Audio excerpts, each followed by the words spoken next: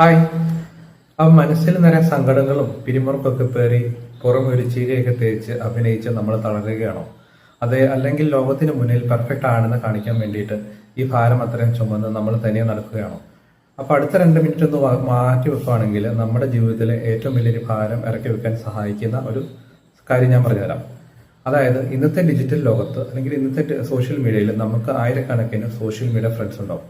പക്ഷെ അവിടെ ഒരു കുഴപ്പമുണ്ട്. അതെന്താണെന്ന് വെച്ചാൽ മനസ്സിലൊരു വിഷമം വരുമ്പോൾ നമ്മളെ കുറ്റപ്പെടുത്താതെ അല്ലെങ്കിൽ നമ്മളെ ജഡ്ജ് ചെയ്യാതെ ആത്മാർത്ഥമായിട്ട് കേട്ടിരിക്കാൻ ഇവിടെ ആർക്കെങ്കിലും ഇന്ന് നേരമുണ്ടോ എന്ന് ആലോചിക്കണം. ഒപ്പം തന്നെ ആരെങ്കിലും അങ്ങനെ ഉണ്ടോ എന്നും കൂടെ ആലോചിക്കേണ്ട സമയം അതിക്രമിച്ചിരിക്കുകയാണ്.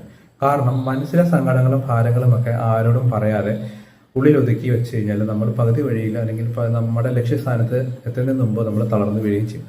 അപ്പോൾ എല്ലാ ഭാരവും ഒറ്റയ്ക്ക് ചുമന്ന് നമുക്കൊരു കുഴപ്പവുമില്ല എന്ന് അഭിനയിച്ച് ജീവിക്കുന്ന ഈ ഒരു ശീലം നമുക്കൊന്ന് അവസാനിപ്പിക്കേണ്ട സമയം അതിക്രമിച്ചു. അപ്പൊ ഇവിടെയാണ് നമ്മൾ നമ്മുടെ പൂർവികരെ സ്മരിക്കേണ്ട ആവശ്യകതയുള്ളത്.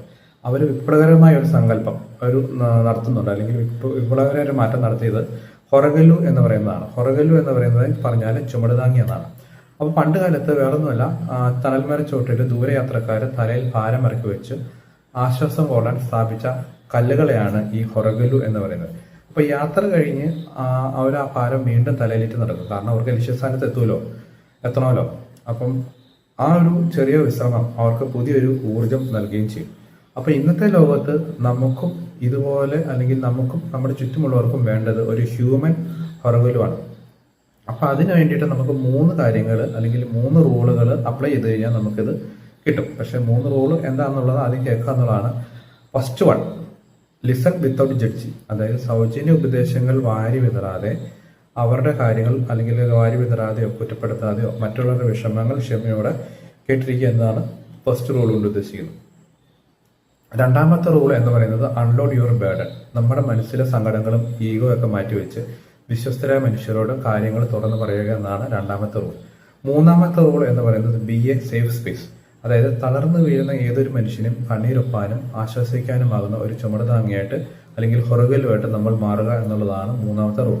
അപ്പോൾ ഉള്ളിലെ മാനസിക ഭാരങ്ങളെല്ലാം ഇറക്കി വെച്ച് പൂർണ്ണ സമാധാനത്തോടെയും ഇരട്ടി എനർജിയോടും കൂടി നമ്മൾ നമ്മുടെ വലിയ ലക്ഷ്യങ്ങളിലേക്ക് കുതിക്കുകയും അതോടൊപ്പം തളർന്നു പോയ അനേകം മനുഷ്യർക്ക് തണലായി അവരുടെ ജീവിതത്തിലെ സപ്പോർട്ടായിട്ട് നിൽക്കുകയും ചെയ്യുന്ന ഒരു പ്രൗഡ് മൊമെന്റിനെ കുറിച്ചൊന്ന് അല്പനേരം ഒന്ന് ആലോചിക്കുന്നത് വളരെ നല്ലതായിരിക്കും. അതുകൊണ്ട് ഇന്ന് തന്നെ അല്ലെങ്കിൽ ഇന്ന് മുതൽ നമ്മുടെ മനസ്സിലെ ഭാരം ഉള്ളിലൊതുക്കാതെ വിശ്വസ്തരായ ആളുകളോട് പതുക്കെ പങ്കുവെക്കുകയും മറ്റുള്ളവർക്ക് താങ്ങാൻ